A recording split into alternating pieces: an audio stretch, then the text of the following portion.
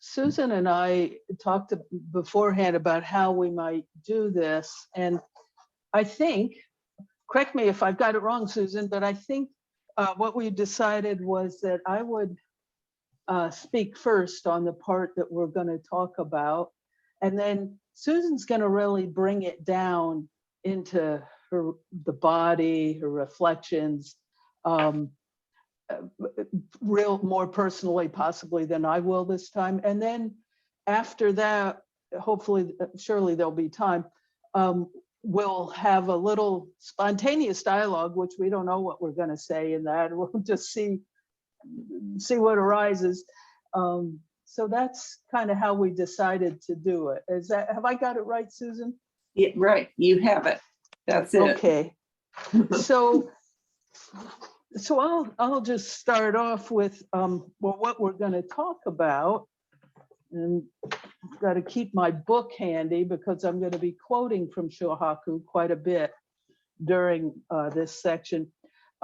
We're going to talk about the chapter from Living by Vow that's entitled "The Verse of the Three Refuges," and we're also going to be bringing into that, and Susan's especially going to bring this in, is how we live this, as in Dogen's idea of continuous practice, and also Susan's experience from her teacher, Darlene Cohen, of body-to-body practice, and that it really dovetails in with these three vows. So I'll probably do more. I'm going to do more summarizing and talking about what Shohaku's written, and then I think Susan's is going to be her reflections as it relates and relating with Dogen's and Darlene's teachings.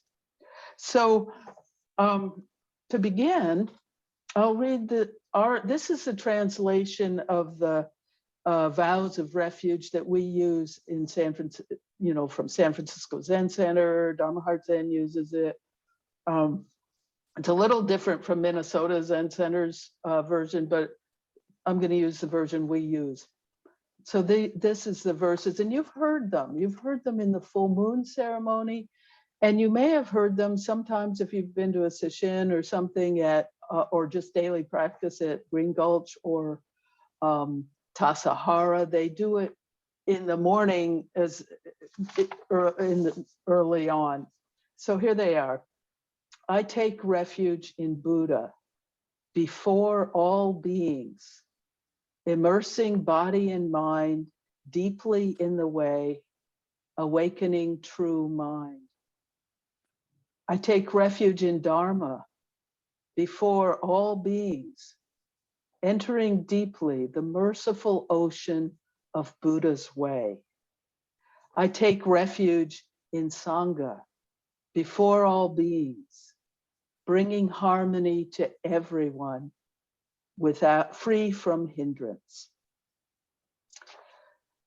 So these are our foundation.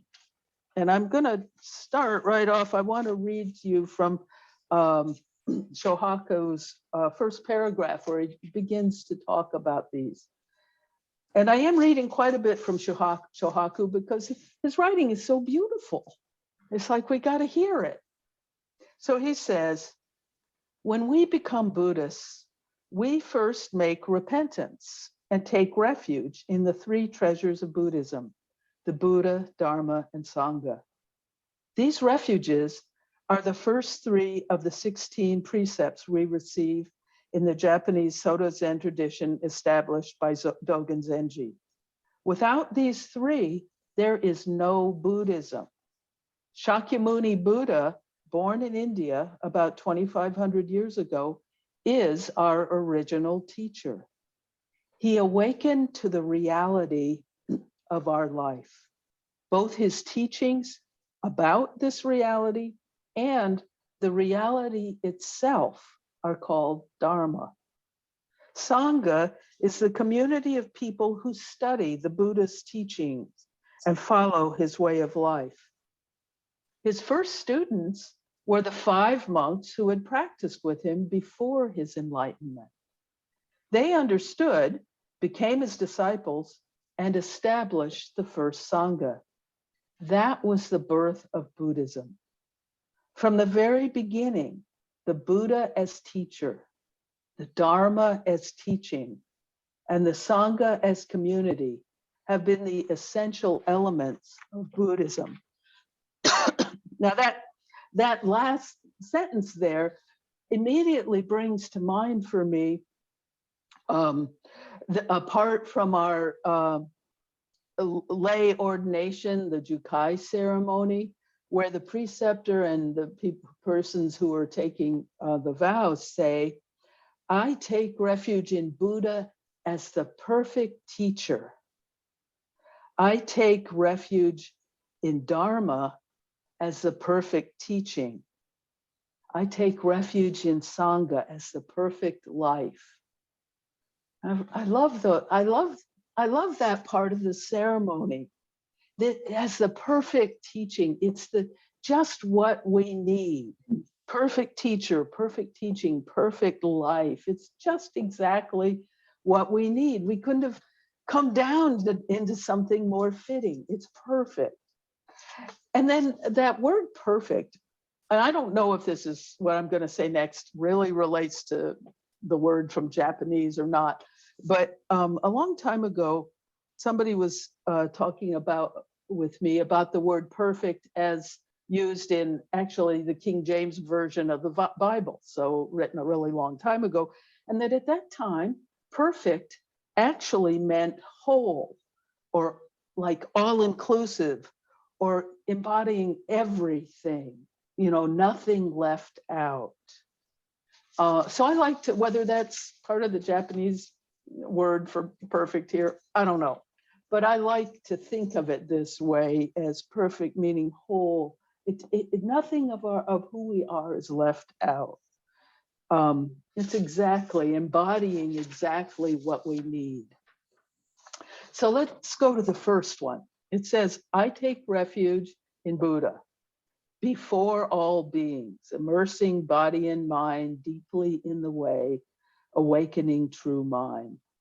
So the first two lines are common to every single one of the three verses. I take refuge in Buddha, Dharma, Sangha, before all beings, before all beings. So that's a little chunk that's, it's like a formula in the vow.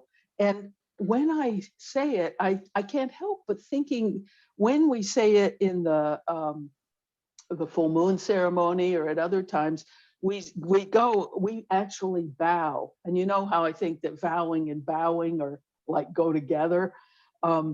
We say, I take refuge in Buddha before all beings, and we bow, immersing body and mind deeply in the way. And then we come up, awakening true mind. So I can't help but say these, but feel it in the body completely, and a bowing. It's a prostration, that those first two lines, to and with all of life, it seems like. I feel like I'm offering myself with all beings as witnesses, and all beings, all of us, everything is vowing and bowing together. We offer ourselves to each other.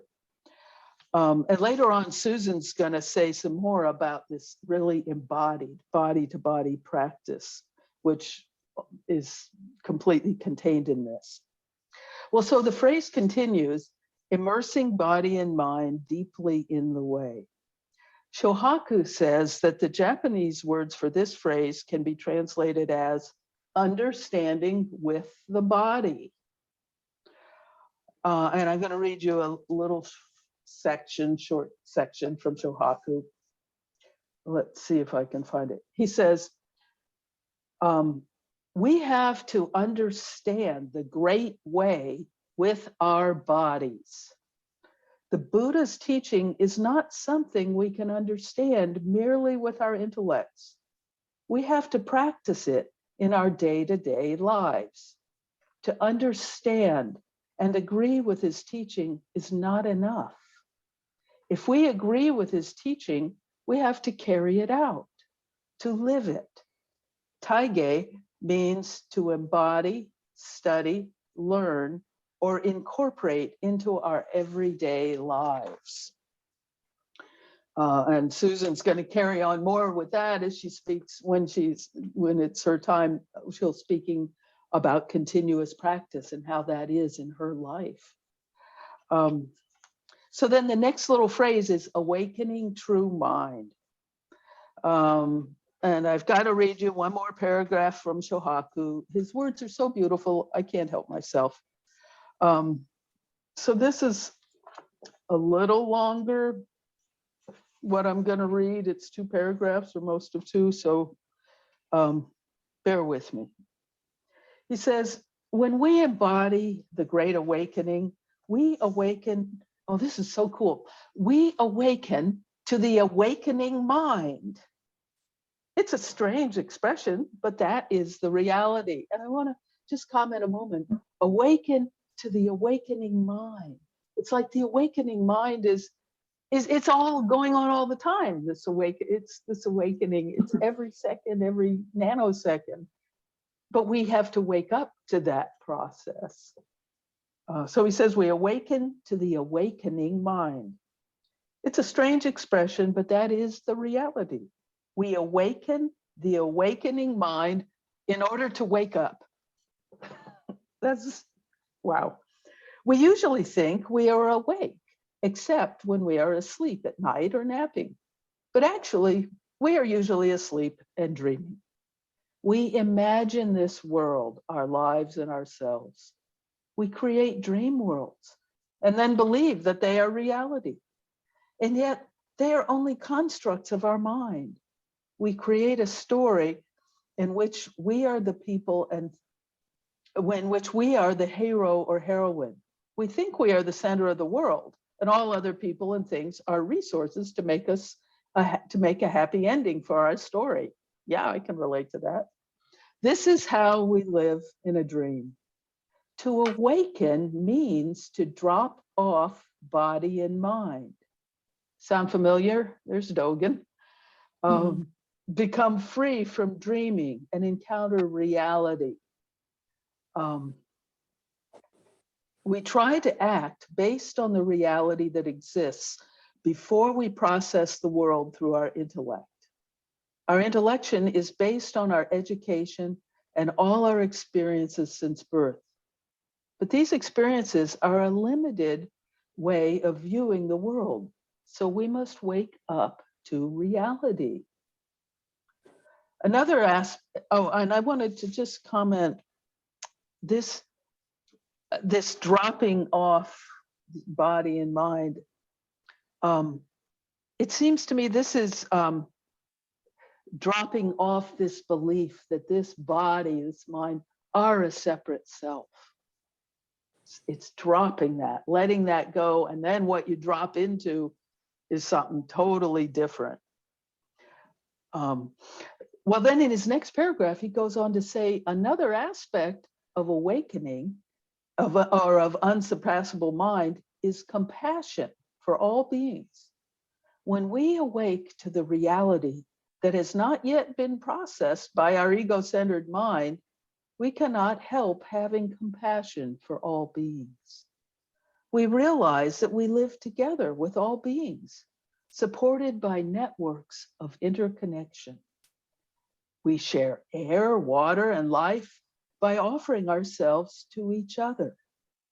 We live supported by all beings.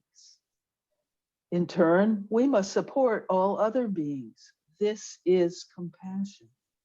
We have to awaken to the reality that we live together as knots within Indra's net. We do not and cannot live independently as limited and conditioned individuals.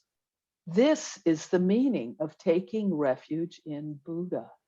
And I love that image. You know, Chris has talked about it for years at different times of Indra's net and all the interconnected knots. And so I was thinking this morning about my breakfast. When I had breakfast this morning, I had oatmeal and milk and some mangoes that had been frozen and some nuts. So if you think about that, well, I didn't grow those oats. Somebody else grew oats whoever grew those oats and harvested, and they probably used machinery. So then you have machinery, metal, you have all the people who are involved in making the machines that harvest the oats and that cultivate them, and you have the oil, and you have that means you have, back to the time of the dinosaurs, all the plants, and you have the sun and everything. And then you have, maybe I think, oh, I eat a good breakfast, blah, blah, blah. But then you have, well, what did the people who harvested those oats have for breakfast? Did they eat some other animals, or what was going on? And it's the same with the milk. Some animals gave that milk, somebody milked them, if you just take your breakfast, you'll go a little nutty, almost, but not quite, just seeing how far, and right there, it's like, wow, we are so totally interconnected. We have no idea. It takes you over the entire globe. So Shohaku's last line kind of sums it up. We do not and cannot live independently as limited and conditioned individuals. This is the meaning of taking refuge in Buddha. So then the next one. I take refuge in Dharma before all beings, bowing, entering deeply the merciful ocean of Buddha's way. Here, Shohaku speaks of the meaning of Dharma as having two important meanings. He speaks of the Buddha's teachings, all the sutras, the commentaries. So we're vowing to study them in a way that they become alive for us in our lives, that we can embody them, and they us in our daily living. We're immersed in them. We enter deeply into them, become immersed, permeated by these teachings that support us. And then more and more, as we're going about our daily life, the teachings arise and help us in difficult situations. And in every situation, we might hear a little verse coming up, like Susan might hear continuous practice coming up, or body-to-body practice. We'll hear verses from them, and they support us. And then Shohaku says the other important meaning of Dharma is the reality of all beings as sutra. I think that's so cool. I love that. All beings are teaching us. They're a sutra. It's a sutra that's going in every moment. And I have a little bit from Shohaku here. He says, in a chapter of Shobogenzo entitled Sansuikyo, Mountains and Waters Sutra, Dogen Zenji wrote, "These mountains and waters of the present are the manifestation of the way of the ancient Buddhas." And Shohaku says, this implies that the reality of all beings itself is itself a sutra. Not only the mountains and waters, but also the birds singing, the sun shining, and everything happening around us are sutras teaching us the reality of being. And this is really important. They teach us impermanence and interdependence. Nothing lasts forever. Everything is always changing, and there is no fixed ego or substance. So they're teaching us the ground of our lives in impermanence, moment to moment, and interdependence, and that's actually comforting to us and helpful. It's so helpful. It's like when we embrace that, we don't have to grasp as much, or if we're wound up, maybe we can let go. And I think that's what this embrace of impermanence and interdependence is like, entering deeply into the merciful ocean of Buddha's way. And I just want to say something about the word merciful. First, I like this word. It's like, and I'm gonna enter it deeply. Well, again, now I don't know if this connects with the Japanese word for merciful that's translated here, but quite a number of years ago, I was at a celebration at a Orthodox church, Christian Orthodox church, and there was a little talk ahead of time, and the one of their chants was going to be all about mercy. And the priest there was saying, well, mercy really means, and merciful, to bind up our wounds with oil. And I just love that. I can imagine binding all these wounds, all this, our dreams, our illusions, our delusions, just binding up with oil in the merciful ocean of Buddha's way. It's a healing balm. That's what we're given, a healing balm. And I have another section to read you. Then Shohaku says, the beginning of wisdom is to see that our view is limited. The view we have at sea is wider than in a well. There is no limitation to something so vast and boundless. By studying the Buddha's teachings, we become free from our limited views and open ourselves to a boundless reality. The meaning of taking refuge in the Dharma is that we value Dharma more than our own limited opinions and views based on personal karma. And then the last, I take refuge in Sangha, before all beings, bringing harmony to everyone, free from hindrance. Sangha is seen, Shohaku says, as an association, a union of people. And he says, bringing harmony, the Japanese word means to unify. So he goes on, he says, to have a community, instead of a collection of individuals, to have harmony, we need something that unifies. And he says, Buddhist Sangha members are unified by the Dharma. And then he goes on with an analogy about soup. When we make a vegetable soup or something, we cut up all the vegetables and they have their independent individual tastes, And then as they cook and they're heated up and everything in the broth, they're broken down, basically, and they become a unified, delicious, harmonious soup that nourishes us and through us all beings. He says, we need to cook ourselves and make these individuals into one community with one taste. And I don't think he means like a dogma kind of thing, like you have to believe X or Y or Z. I think he's talking about the taste of Dharma as we embody it, each of us in our lives together, but that as our foundation and our refuge in Buddha and in Dharma. So maybe we could say the taste, this taste of Dharma is the taste of like a deep interpenetrating love. It's an ongoing cooking and an ongoing practice. One more little paragraph from Shohaku, and then I'm going to close. He says, the next phrase is completely without hindrance. With harmony and unity, there is no hindrance. When individuals think, me first, endless problems and obstacles arise. But when we wake up to impermanence and egolessness and share the life of this moment, there is no hindrance.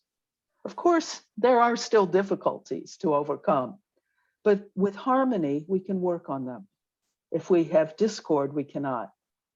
This is the meaning of Sangha and of taking refuge in the three treasures and in our vow, So this all brings us back to vowing and bowing with all beings in each of these vows, because this taking refuge, coming to living our new lives in the Buddha, Dharma, and Sangha, it requires constant humility, bowing, saying, yes, I will, over and over again. This is continuous practice, body to body practice. So that's what I had to share from Shohaku. And now, Susan, you're going to share just whatever you are feeling for. Thank you, Marianne. Continuous practice. In this wonderful book by Shohaku, whom Marianne referred to several times, there's a paragraph here where he uses the phrase continuous practice 16 times. And as I had thought I might read it, but I'm not sure I have the time. But Oh, if you have do. Pardon me? You have the time. Read it. Okay, this is the time. So continuous practice. So what is that? It's going on all the time. It's going on when we're awake. It's going on when we sleep. And a couple of things happened for me recently that made me realize how much practice has held my life for so long. One is with my, and I mentioned this last week, so I hope you don't mind hearing it again if you were there Tuesday. But anyway, my dear friend Sherry was going to meet me at a friend's house at 2:00 the day before New Year's, and it was just around 2:00, and I thought, oh, I have time to do this errand, so I left my space and came back. In the meantime, she had come thinking that I wasn't here, and she'd left, and she was on her way home. So I called her on this miracle machine, these cell phones that we have, and she said, "Oh, I'll turn around." She turned around and came back, and we had a beautiful time on the bridge, letting go of the old year and welcoming the new. And it just touched my heart so deeply because there are so many other ways it could have gone. The other example I have is there's an older gentleman who just moved onto the property here where I live, friend's house, and he's a paper mache maker, and he's teaching paper mache. Well, he gave 2 introductory classes, and during the second one, I got really tired of hearing him talk about himself.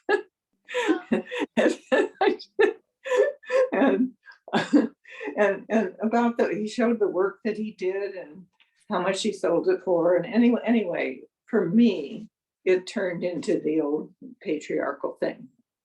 And I was mad. That's what I picked up.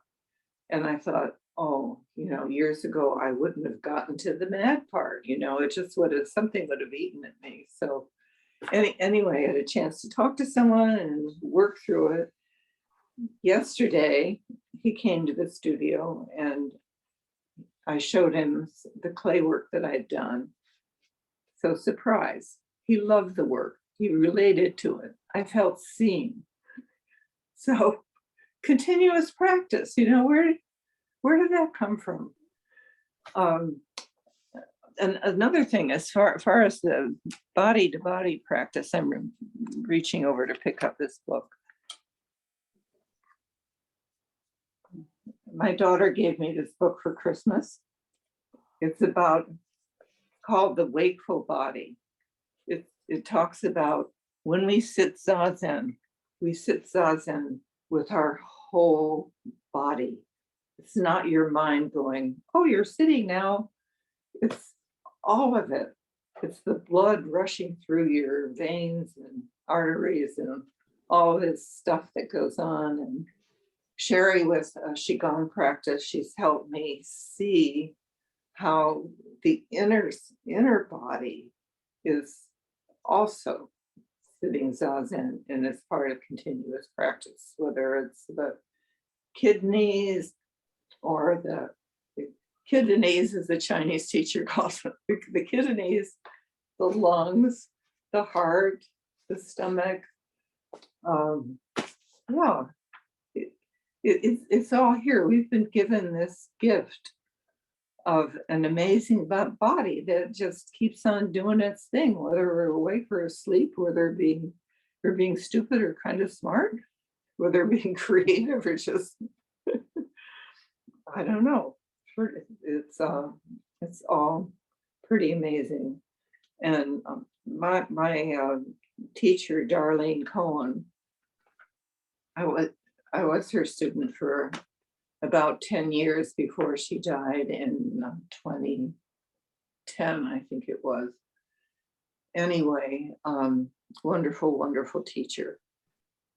So what happened for me with Darlene is there's a woman I've met here who's just moved to a friend's house. Her name is Gilda, and she we have a small Buddhist Sangha on Monday nights, and Gilda wanted to bring an article that Darlene Cohen had written about how do you get through the really hard times, and it's about her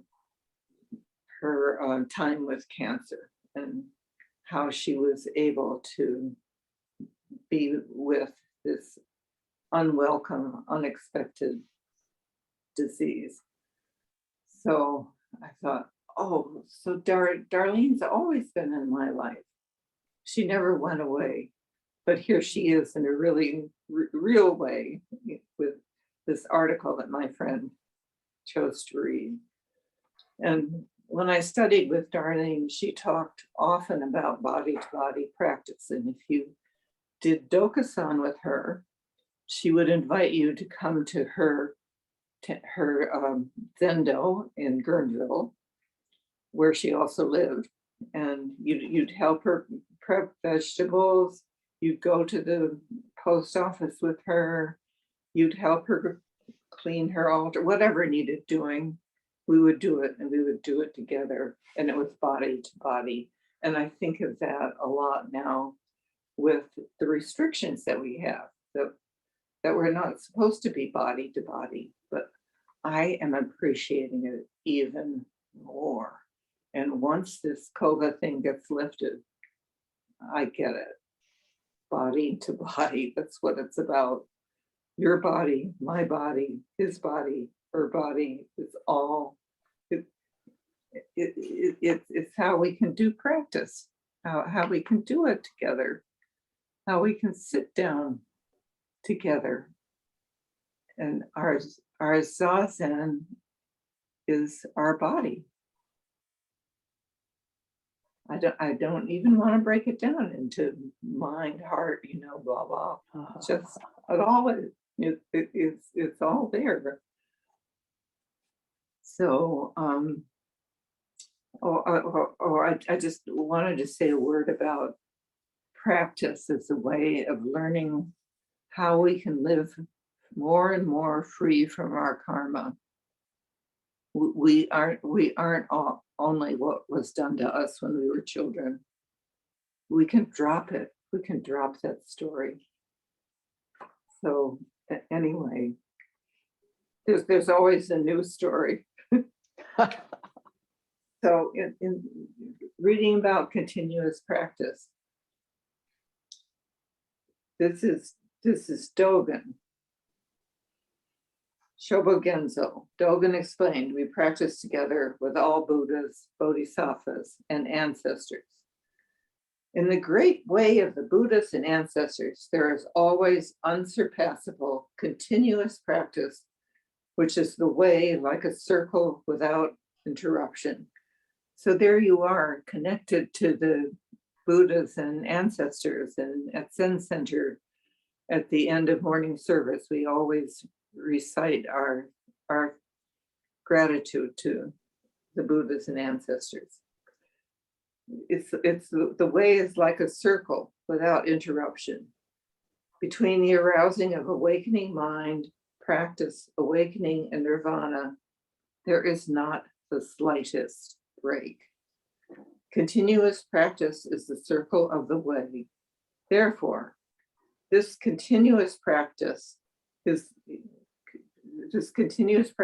not activities that we are forced to do by ourselves or by others.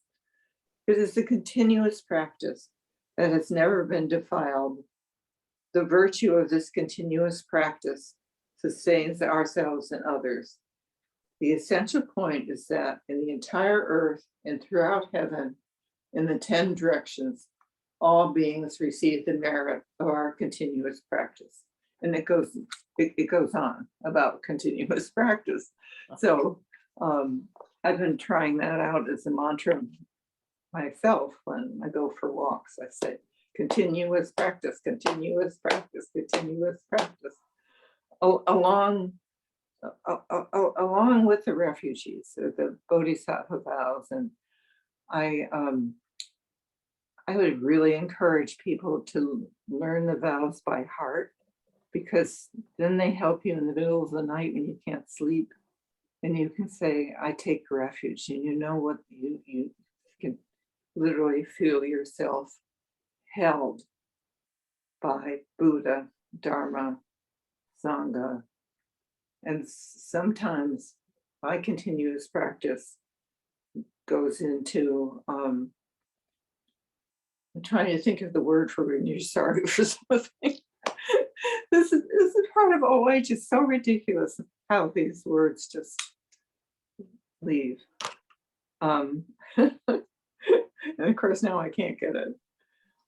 This is what it is.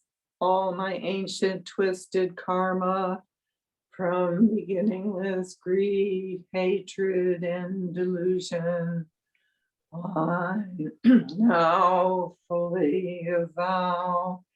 And we usually say that 3 times. And then it goes right into the refuge. Refuges. Buddham Saranam Gacchami. It's so beautiful. It's so all of a piece.